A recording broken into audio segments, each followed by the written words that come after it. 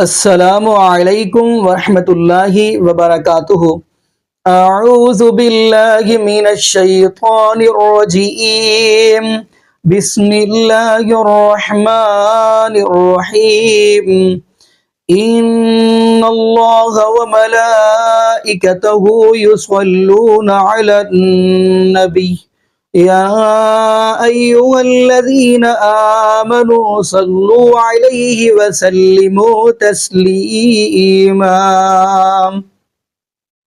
جی ناظرین، آج ہم جس حوالہ سے گفتگو کرنے جا رہے ہیں وہ ہے آمینہ کے لال جناب محمد رسول اللہ صلی اللہ علیہ وآلہ وسلم کے اوپر درود پڑھنے کے فائدے کیا ہوں گے، یعنی درود پڑھنے کے کیا فائدے جو امت محمدیہ کو پہنچیں گے۔ بلکہ میں ناظرین یہ بھی بات کہتا چلوں کہ درود پڑھنے کے اتنے فائدے ہیں، جو بندہ دعا کرتا ہے اگر اس کی دعا قبول نہیں ہوتی، وہ نبی پاک صلی اللہ علیہ وآلہ وسلم کے اوپر درود پڑھ کر دعا کرے، اللہ فوراً قبول فرمائیں گے۔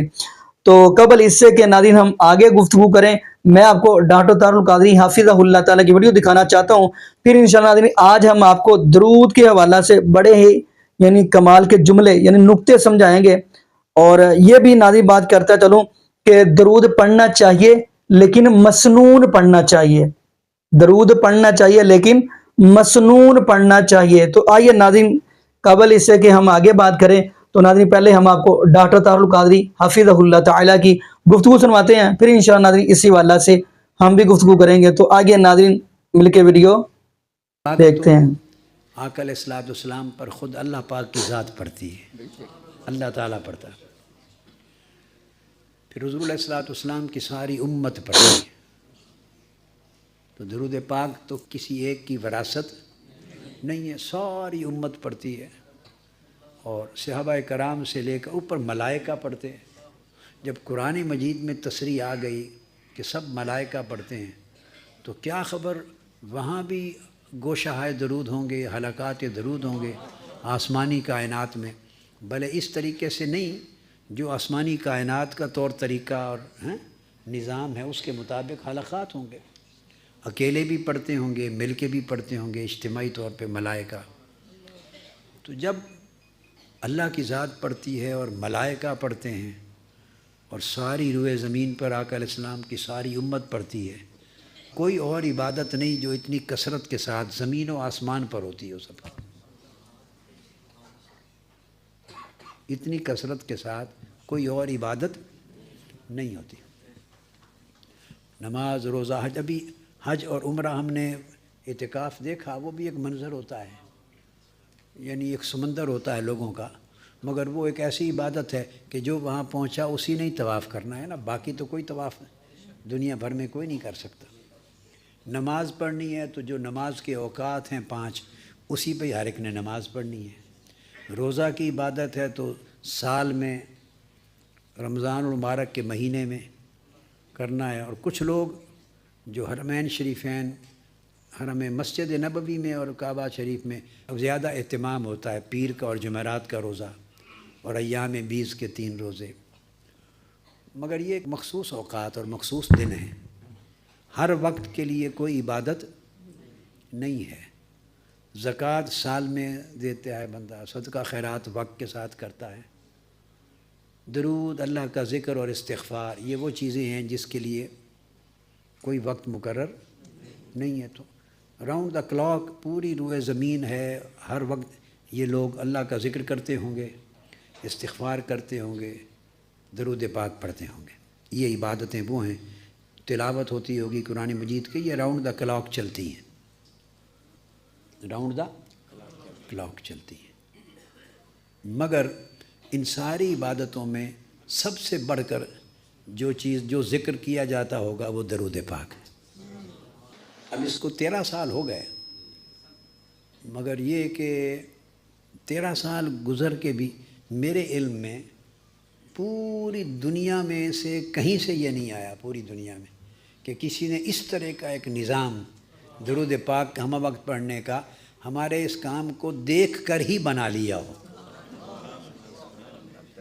ورنہ کیا بھئی پیسوں کا کیا ہے، یہ جتنا خرچہ ہم نے کیا ہے، ایک ایک بندہ بیٹھا ہوا ہے، ایک ایک بندہ جیب سے اتنے پیسے بھی نکال لیں نا، ایسے لوگ بھی مالدار ہیں، تو وہ گوشہ درود اور اس طرح کی عمارتیں کھڑی کر دیں۔ پیسوں کی کمی نہیں ہے، ہم تو خرید کے تھوڑی تھوڑی زمین پہ بنائے ہیں نا، لوگوں کے پاس زمینیں بھی ہیں، بنا دیں۔ اور اجتماعی طور پہ بھی لوگوں کے پاس وسائل ہیں، لوگ ان کو خرچ دیتے ہیں، ان کے پاس وسائل ہیں۔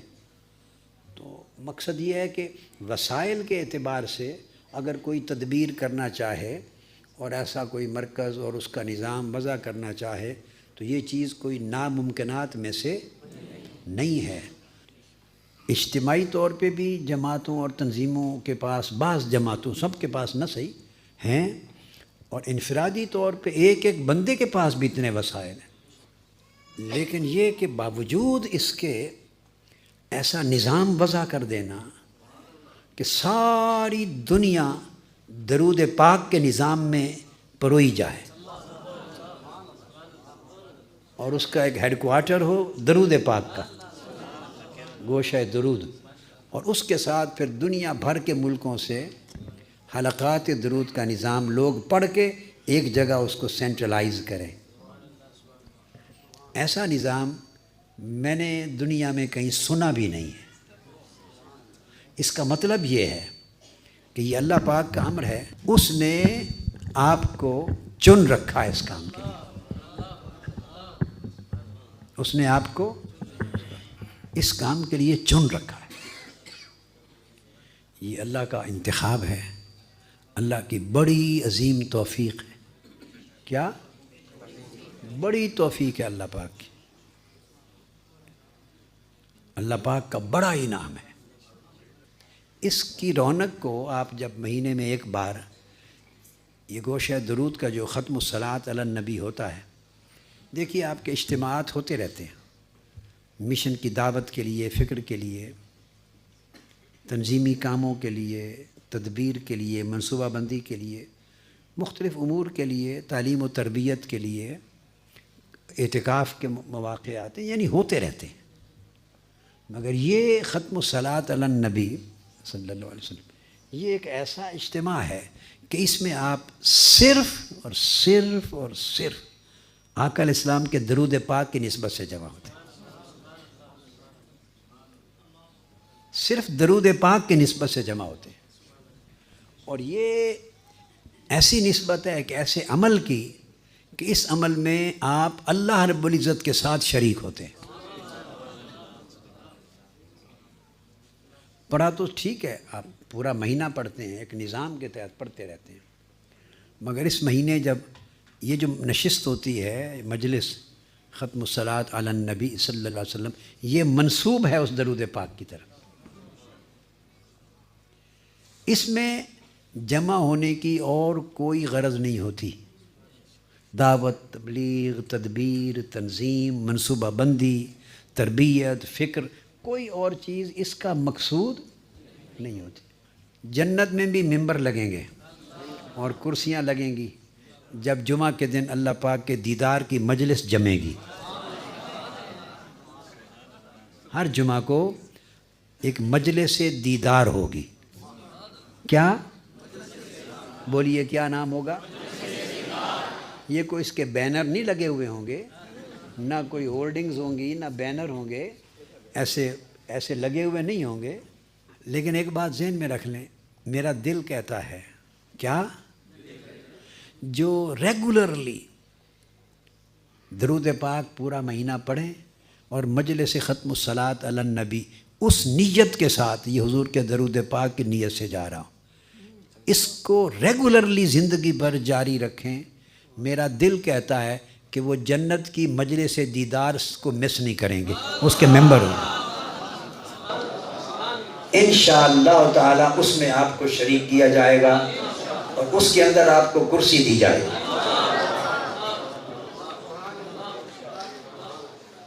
اب جب درود پاک پڑھتے ہیں تو درود پاک کا ایک زندگی پہ اثر بھی تو ہونا چاہیے۔ بولیے، زندگی بھی درود پاک کے تابع گزرنی چاہیے، نہیں یہ بات ہے؟ وہ ذکر کیا ہے جو صرف زبان سے لب ہلیں، ایسے جیسے تسبیح کا دانہ ہلے اور زبان کے لب ہلیں، اور اگر وہ من میں نہیں جاتا اور من پہ اثر نہیں کرتا تو وہ تب بھی قبول ہوگا، مگر برکات اور ثمرات کم ہوں گے۔ یاد رکھ لیں، صرف جو درود پاک زبان ہلا کے پڑھتا ہے نا، تسبیح کا دانہ گراتا ہے یا نہیں گراتا، لب ہلاتا ہے مگر پڑھتا ہے الفاظ درود پاک کے، اس کا بھی قبول ہوتا ہے۔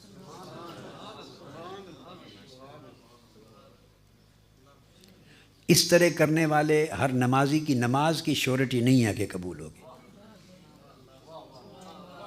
کہ جو کھڑا ہو گیا مصلی پر لب ہلا کے پڑھ رہا ہے، معلوم نہیں قبول ہو، اللہ کی مرضی۔ آپ سمجھے ہیں نا، درود پاک ایک ایسا ذکر ہے کہ جس نے لب ہلا کے بھی پڑھ دیا اور بہت نیچے نہیں بھی اترا، اس کا بھی قبول ہوگا، اس کا بھی بولیے قبول ہوگا۔ آپ کو اس کا راز سمجھ میں آیا ہے یا ہے؟ ہاتھ کھڑا کریں جس کو اس کا راز معلوم ہے۔ زیادہ کو معلوم نہیں ہے، میں ان کو بتاتا ہوں۔ پھر میں نے کہا صرف لب ہلائے اور درود پاک کے کلمات پڑھے، کیا؟ اور وہ من میں اتنا نہیں بھی گیا، لبوں سے پڑھ دیا، تو میں نے کہا وہ بھی قبول ہوگا۔ درود پاک کسی کا رد ہوتا ہی نہیں ہے، باقی ہر عبادت رد ہو سکتی ہے۔ یعنی کوئی حج کرے تو وہ نہیں کہہ سکتا کہ قطعی طور پہ میرا حج قبول ہے، عمرہ کرے نہیں کہہ سکتا کہ قطعی طور پہ عمرہ، روزہ رکھے، نماز پڑھے، خیرات کرے، صدقہ دے، زکوٰۃ دے، قطعی طور پہ کوئی گارنٹی نہیں دے سکتا کہ میرا یہ عمل قبول ہے۔ صرف ایک عمل ہے درود پاک، یہ جو پڑھے وہ گارنٹی ہے اس کی کہ قبول ہے۔ اب اس کا راز سمجھنا چاہتے ہیں؟ بولیے۔ بڑا آسان ایک راز بتا دیتا ہوں، باقی اس کے علاوہ بھی بہت بڑے بڑے راز ہیں، بہت راز ہیں، مگر ایک سادہ سا راز جو آپ کو ایک سیکنڈ میں سمجھ آ جائے گا اور بھولے گا نہیں، وہ کیا کہ یہ رد ہوتا ہی نہیں کہ آپ پڑھیں درود پاک، اللہم صلی علی سیدنا محمد۔ اب پہلے لفظ کیا ہیں؟ پھر اونچی آواز سے پڑھیں، صلی علی سیدنا و مولانا محمد۔ یہ درود پاک شروع ہوتا ہے کہ اے اللہ تو ہمارے آقا و مولا حضرت محمد پہ درود پڑھ۔ یہ درود پاک کے پہلے الفاظ کیا ہیں؟ اللہم، اے اللہ۔ آپ یہ نہیں کہتے کہ میں درود پڑھتا ہوں، کیا؟ آپ یہ نہیں کہتے کہ حضور علیہ السلام پر میں درود پڑھتا ہوں یا ہم درود پڑھ، یہ نہیں کہتے۔ نماز میں کہتے ہیں ایاک نعبد، ہم عبادت کرتے ہیں تیری، نماز میں کہتے ہیں اے اللہ ہم تیری عبادت کرتے ہیں، وہاں ہم ہے، وہاں ہم تیری عبادت کرتے ہیں، نماز میں کہتے ہیں، مگر درود پاک میں اللہ پاک نے آپ کو، میں کو، ہم کو، تم کو، ساروں کو نکال دیا۔ درود پاک میں اللہ تعالیٰ نے میں کو، تو کو، ہم کو، تم کو، سب کو نکال دیا ہے۔ آپ سارے درود پاک میں اول سے آخر تک پڑھے، ایک لفظ بھی ایسا نہیں جس میں میں اور ہم اور تم آئے، ایک لفظ بھی ایسا نہیں جس میں میں آئے۔ تو یہ جو عمل رد ہوتے ہیں وہ رد ہی میں کی وجہ سے ہوتے ہیں۔ آپ سمجھے؟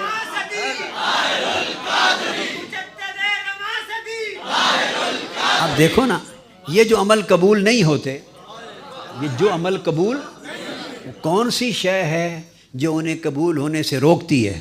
وہ کیا ہے؟ میں ہی ایک چیز ہے جو کسی بھی عمل کو قبول ہونے سے روکتی ہے۔ اپنے محبوب پر درود پاک کے عمل میں سے اللہ پاک نے میں کو خود نکال دیا. جس نے قبول ہونے سے روکنا تھا وہ ہے ہی نہیں اس میں. آپ میری بات سمجھیں؟ جس نے قبول ہونے سے روکنا تھا وہ اس میں ہے ہی نہیں. نہ میں ہے نہ ہم ہے.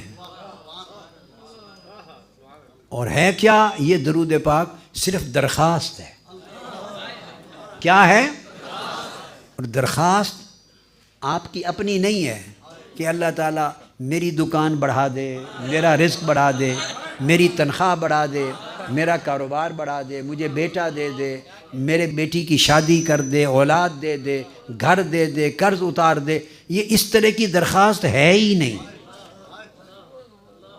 نہ دنیا کی درخواست اور نہ آخرت کی درخواست. کیا؟ میری بخشش فرما دے، مجھے گناہ معاف کر دے، مجھے جنت دے دے، مجھے حضور کی شفاعت دے دے، آخرت اچھی کر دے. نہ دنیا کی میں نہ آخرت کی میں دو قسموں کی ہوتی. کیا؟ دنیا کی میں اور آخرت کی میں. میری دنیا بہتر کر دے، کوئی چیز بھی مانگے تو میری بہتر کر دے. آخرت کی کوئی چیز بھی مانگے تو مجھے معاف کر دے، مجھے بخش دے. تو ہر جگہ میں ہے نا. اللہ پاک نے دنیا اور آخرت کی دونوں جگہوں سے میں کو نکال دیا. اب دعا بھی جو ہے اس میں بھی یہ اللہ پاک نے ربنا آتنا فی الدنیا حسنہ وفی الآخرۃ حسنہ وقنا عذاب النار. اے ہمارے رب ہمیں عطا کر، ربنا آتنا ہمیں دے، دنیا میں بھی اچھائی اور بھلائی اور آخرت میں بھی بھلائی اور اچھائی دے، وقنا اور ہمیں دوزخ کے عذاب سے بچا. دیکھیں نا دعاؤں میں بھی میں اور ہم رکھی ہے اللہ نے. ربنا فاغفر لنا، ہمارے رب ہمیں معاف کر دے. ربنا فاغفر لنا ذنوبنا وکفر عنا سیئاتنا وتوفنا مع الابرار. اے اللہ ہمیں معاف فرما دے بڑے گناہ، اے اللہ ہمارے چھوٹے گناہ معاف فرما دے، ہمیں نیکوں میں شامل کر دے. یعنی جو بھی دعا لیں اس دعا میں بندہ اپنی درخواست کرتا ہے. میری بات سمجھے؟ جو دعا اٹھا لیں ہر دعا میں بندہ اپنے لیے مانگتا ہے اللہ سے. اور شروع ہوتا ہے اللہم سے. درود پاک ایک ایسی دعا اور درخواست ہے اس میں بندہ اپنے لیے کچھ مانگتا ہی نہیں، اپنے لیے سرے سے مانگتا ہی نہیں ہے. رد کہاں سے ہونی ہے؟ کون سی چیز نامقبول ہوگی؟ اس نے اپنے لیے مانگا ہی کچھ نہیں. اور جس نے نامقبول کرنا تھا، رد کروانا تھا، وہ میں اس میں ہے ہی نہیں. اور اپنے لیے نہ دنیا مانگی نہ آخرت مانگی. اس کو کہتے ہیں تجرید. توحید کا بھی کمال درجہ ہے جس میں بندہ اپنے آپ کو مٹا دیتا ہے، اپنا نام و نشان ہی مٹا دیتا ہے. درود پاک ایک ایسی چیز ہے جس میں بندہ اپنا نام و نشان مٹا دیتا ہے. ایسی تربیت ہے. تو کہتا کیا؟ اے اللہ تو ہمارے آقا پہ درود بھیج. یہ درخواست کی نا، وہ جواب دیتا ہے میرے بندے تو پیدا بھی نہیں ہوا تھا میں تب سے بھیجتا ہوں.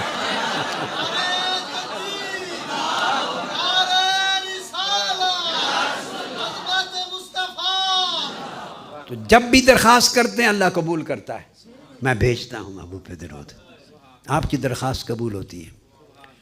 اب وہ ذات دیکھتی ہے اور آقا علیہ السلام کی ذات بھی دیکھتی ہے کہ یہ میرے بندے نے باقی تو ساری زندگی اور ہر روز صبح و شام ہر نماز کے اندر بھی اور باہر سب دعائیں کی اپنے لیے. یہ ایک دعا میرے امتی نے ایسی کی جس میں اس کے اپنے لیے کوئی مانگا ہی نہیں. اس نے میرے بلندی درجات کی، میرے اوپر درود بھیجنے کی درخواست کی. تو وہ بھی راضی، آقا بھی راضی. اس لیے میرا دل کہتا ہے کہ اس التزام کو کرنے والے اور دائماً اس میں شریک ہونے والے اس نسبت سے اور اس کو جاری رکھنے والے جنت میں اللہ پاک کی بارگاہ کی مجلس دیدار میں ضرور شریک ہوں گے انشاءاللہ تعالی۔ اور اگر اللہ پاک کو قبول ہوا، آپ تو اچھے لوگ ہیں، نیک لوگ ہیں، جائیں گے ہی جائیں گے۔ اگر آپ کی شفاعت یا مجھے بھی اللہ نے اگر بخش دیا آپ کے صدقے، آپ کی تو فعل دوزخ کے عذاب سے بچا لیا، اگر بخشش کا فیصلہ ہو گیا اور گھس کے میں بھی کہیں آپ کے ساتھ چلا گیا، تو انشاءاللہ تعالی آپ یاد رکھ لیں ملاقات ہوگی مجلس دیدار میں، ملاقات ہوگی، اور انشاءاللہ آپ کہیں گے وہ بات ہمیں اس شام کی حضور یاد ہے، یہ کہیں گے انشاءاللہ ہوگی، یہ بات ہوگی ہماری انشاءاللہ،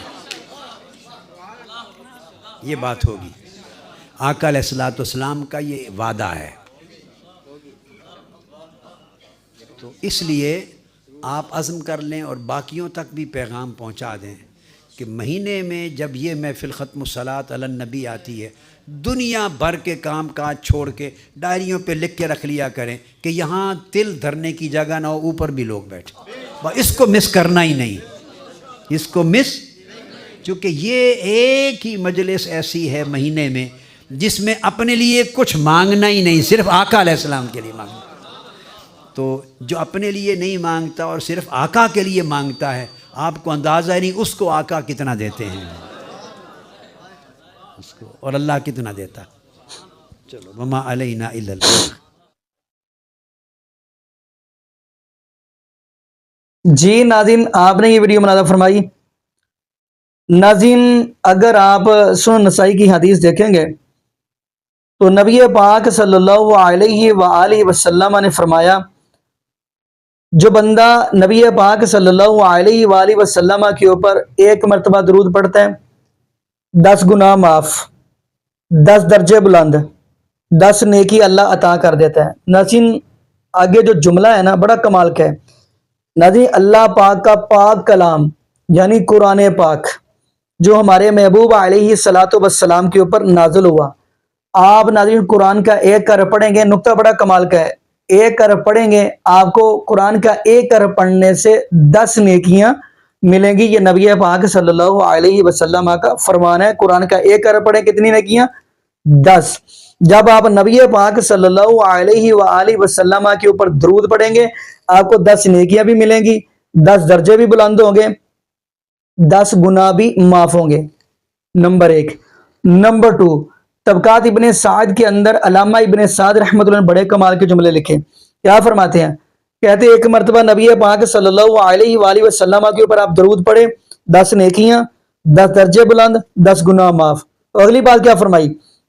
فرمایا جو بندہ آمینہ کے لال حضرت محمد رسول اللہ صلی اللہ علیہ وآلہ وسلم کے اوپر 100 مرتبہ درود پڑھتا ہے، یعنی 100 مرتبہ درود پڑھتا ہے، اللہ پاک اس کی پیشانی پہ لکھ دیتا ہے یہ بندہ نفاق کی بیماری سے بھی محفوظ ہے اور جہنم کی آگ سے بھی محفوظ ہے۔ یہ علامہ ابن سعد رحمۃ اللہ نے لکھا ہے۔ اب ہم اگلی بات کرتے چلیں، جو بندہ آمینہ کے لال جناب محمد رسول اللہ صلی اللہ علیہ وآلہ وسلم کے اوپر 1000 مرتبہ درود پڑھتا ہے، کتنی مرتبہ؟ 1000 مرتبہ۔ اللہ رب العالمین فرماتے ہیں اتنی دیر تک اس بندے کو میں موت نہیں دوں گا، یعنی میں ماروں گا نہیں جب تک اس بندے کو دنیا کے اندر اس کی جنت کی کوٹھی نہ دکھا دوں، اتنی دیر تک اس بندے کو موت نہیں آئے گی۔ اب اگلا جملہ، ناظرین اللہ پاک نے ہمارے دونوں کندھے کے، آپ کو پتہ ہے فرشتے بٹھائے ہوئے ہیں، کرامن کاتبین۔ اب دائیں والا ہے یہ نیکیاں لکھتا ہے، بائیں والا جو ہے نقطہ بڑا کمال کا ہے، بائیں والا جو ہے یہ گناہ لکھتا ہے۔ اب ناظرین ہم چاہتے ہیں ان دونوں کو مصروف رکھیں۔ اب دیکھیں مثال کے طور پہ جب بندہ نیکی کرتا ہے تو نیکی والا تو نیکی لکھ رہا ہے، تو اس وقت بائیں والا کیا کرتا ہے؟ وہ تو پھر فری رہتا ہے نا، یعنی ویلا ہی رہندا ہو، فری رہتا ہے، تو کیوں نہ ان دونوں کو بزی رکھیں۔ کرنا کیا ہے؟ آپ نے نبی پاک صلی اللہ علیہ وآلہ وسلم کے اوپر درود پڑھنا ہے، نیکیاں والا نیکیاں لکھتا جائے گا گناہوں والا گناہ مٹاتا جائے گا، دونوں مصروف رہیں گے، دونوں بیزی رہیں گے۔ درود پڑھنے کے کتنے فائدے۔ اب ہم اگلی بات کرتے چلیں، حضرت ابی ابن کعب رضی اللہ تعالیٰ یہ حدیث سناتے چلیں۔ تو حضرت ابی ابن کعب رضی اللہ تعالی عنہ دعا مانگ رہے تھے، اللہ رب العالمین کے سامنے ہاتھ پھیلائے ہوئے ہیں، تو نبی پاک صلی اللہ علیہ وآلہ وسلم فرمانے لگے پیارے ہو بھائی کیا کر رہے ہو؟ فرمایا اللہ سے دعا مانگ رہا ہوں۔ تو نبی پاک صلی اللہ علیہ وآلہ وسلم فرمانے لگے پیارے ہو بھائی مجھ پہ درود پڑھا کر۔ کہنے لگا چلے اللہ کے نبی جی سے ابھی فرمانے لگے چلے اللہ کے نبی جی میں ایسا کرتا ہوں 3 حصے اللہ سے میں دعا مانگوں گا اور 1 حصہ آپ کے اوپر درود پڑھوں گا۔ نبی پاک صلی اللہ علیہ وآلہ وسلم فرماتے ہیں پیارے ہو بھائی درود زیادہ کر دے۔ کہنے لگا حضرت ابی فرمانے لگے اچھا پھر ایسا کرتے ہیں کہ اللہ کے نبی جی حضرت محمد رسول اللہ صلی اللہ علیہ وآلہ وسلم جی چلو پھر ایسا میں کرتا ہوں 2 حصے آپ کے اوپر درود پڑھوں گا، 2 حصے میں رب سے دعا کروں گا۔ نبی پاک صلی اللہ علیہ وآلہ وسلم فرمانے لگے پیارے ہو بھائی درود زیادہ کر دے۔ تو نبی پاک کا صحابی فرمانا کیا فرمانے لگا، کہنے لگا اللہ کے نبی چلو پھر ایسا کروں گا 1 حصہ میں دعا کروں گا رب سے اپنے لیے مانگوں گا، 3 حصے آپ کے اوپر درود پڑھوں گا۔ نبی پاک صلی اللہ علیہ وآلہ وسلم فرمانے لگے پیارے ہو بھائی درود زیادہ کر دے۔ فرمایا اللہ کے نبی چلو پھر میں ایسا کرتا ہوں اپنے لیے رب سے کچھ نہیں مانگتا، آپ پہ درود ہی پڑھتا رہوں گا۔ تو نبی پاک صلی اللہ علیہ وآلہ وسلم فرمانے لگے پیارے ہو بھائی تو مجھ پہ درود پڑے گا اللہ پاک آپ کو وہ بھی عطا کریں گے جو تم مانگ رہے ہیں، اور جو نہیں مانگ سکا تیرے لیے فائدے مند ہے اللہ پاک آپ کو وہ بھی عطا کر دیں گے۔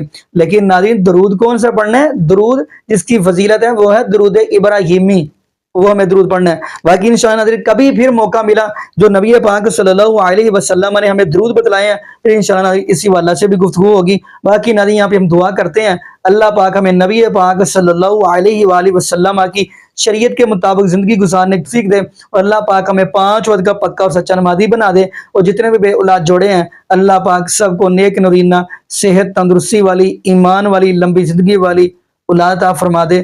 جزاکم اللہ خیرہ، احسن الجزاء، السلام علیکم ورحمۃ اللہ وبرکاتہ۔